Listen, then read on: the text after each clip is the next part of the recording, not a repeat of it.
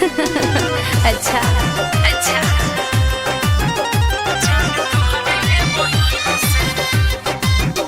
बात कहीं सोच सोच पाके मन बाते गच नया रिश्ता जुड़ता ते तोहरो जमीन से। ओए सुना ना, बात कहीं सोच सोच पाके मन बाते गच नया रिश्ता जुड़ता ते तोहरो जमीन से। चलता लव कुछ दिन से ये चांद तोहरे बहिन से। हाँ चलता लव कुछ दिन से चांद तोहरे बहिन से। प्यार का बदला कभी चुका ना सकेंगे, चाह कर भी आपको हम भुला ना सकेंगे। तुम ही मेरे लबों की हंसी हो, तुमसे बिछड़े तो फिर हम कभी मुस्कुरा ना सकेंगे। ऐसा है क्या? तोहरे नियन चमकता हो बारी, जब जब पेन हंस पियर रंग साड़ी।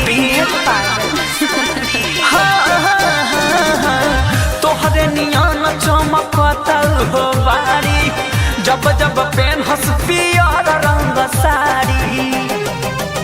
गरी बहुत पसंद पास राखी हरा छन खुश होई है विधाता रोज देखिए ही सीन से।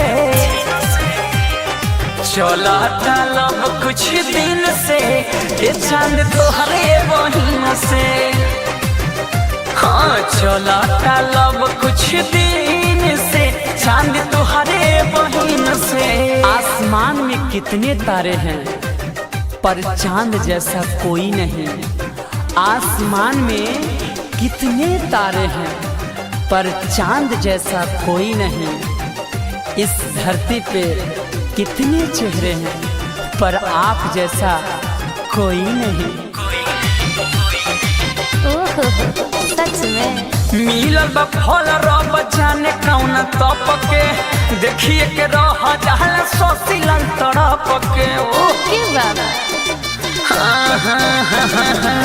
मिलल बा फल रब जाने कौन तप के, देखिए के रह जहल सोसिलन तड़प के।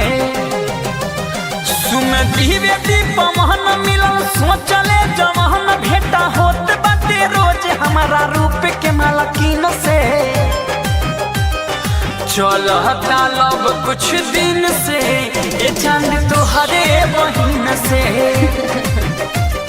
चलता लव कुछ दिन से ये चांद तोहरे बहिन से। ओके बाबा।